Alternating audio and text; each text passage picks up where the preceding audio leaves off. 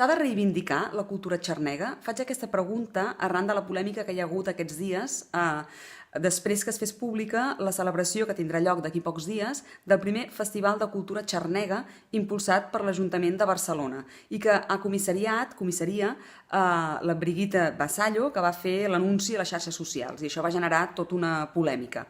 Llavors, arran de les crítiques que ha rebut, Brigitte Vassallo ha escrit un article en el qual diu que aquestes crítiques demostren que és més urgent que mai parlar d'aquesta cultura, diu, que ha estat silenciada, una cultura que no deixa de passar sempre per el món castellanoparlant.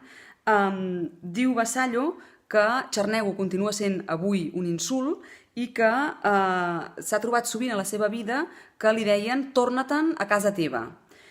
Diu també Vassallo que la condició de xarnego és una intersecció entre origen i classe. Llavors, a mi tot això em sorprèn molt perquè justament la integració a Catalunya s'ha fet sempre a través de la llengua, no pels cognoms ni per qüestions ètniques, d'origen, etc. Diu també Brigitte Vassallo que s'ha d'acabar amb aquesta idea que per ser català s'ha de ser net de Guifré el Pilós. Jo em pregunto, qui ho ha dit això quan? Perquè tots en tenim l'experiència. A Catalunya és indiferent si tens 8 cognoms catalans o en tens 8 de castellans o en tens 2 de castellans i 2 de gallecs. Reivindicar la cultura xarnega, que insisteixo, és una cultura que acaba passant sempre per l'embut de la matriu castellana, reivindicar-la com si la gent que en formés part fossin objectes de discriminació em sembla trampós. En primer lloc perquè la integració, com he dit, a Catalunya es fa a través de la llengua, no per origen ni per cognoms ni res de tot això. I en segon lloc, perquè justament la cultura i la llengua que estan en inferioritat de condicions continuen sent la del país, la pròpia del país, la llengua i la cultura catalanes. Barcelona ha de decidir què vol ser.